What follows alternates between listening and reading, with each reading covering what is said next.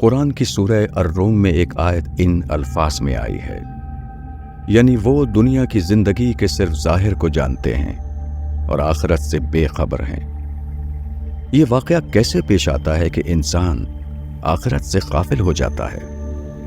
اس کا سبب یہ ہے کہ انسان ہر لمحہ اپنے آپ کو ایک دنیا میں پاتا ہے۔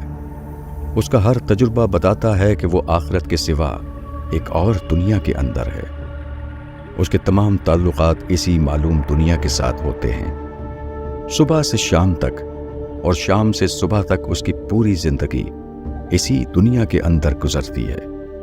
اس طرح وہ موجودہ دنیا کے ساتھ اتنا زیادہ مانوس ہو جاتا ہے کہ وہ شعوری یا غیر شعوری طور پر یہ سمجھ لیتا ہے کہ بظاہر جو کچھ ہے وہی کل دنیا ہے، اس کے آگے اور کچھ نہیں۔ حتیٰ کہ وہ لوگ جو رسمی عقیدے کے طور پر آخرت کو مانتے ہیں، وہ بھی عملاً پوری طرح اس کا مصداق ہوتے ہیں۔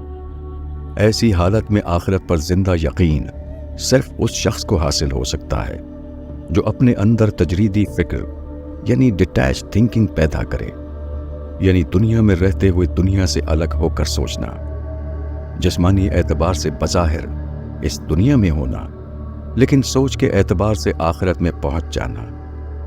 یہی تجریدی فکر کا طریقہ واحد طریقہ ہے جو کسی آدمی کو آخرت کی یاد میں جینے والا بنا سکتا ہے۔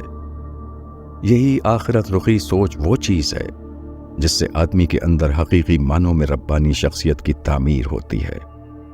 اس کے سوا کوئی اور طریقہ ربانی شخصیت کی تعمیر کا نہیں۔ ربانی انسان بننے کی شرط صرف یہ ہے کہ آدمی اپنے آپ کو نفس المطمئنہ یعنی کمپلیکس فری سول بنائے۔ ایسے ہی انسان کو اللہ کی توفیق حاصل ہوتی ہے، اور یہ صرف اللہ کی توفیق ہے جو کسی انسان کو ربانی انسان بناتی ہے۔ مولانا وحید الدین خان، الرسالہ، ستمبر 2014۔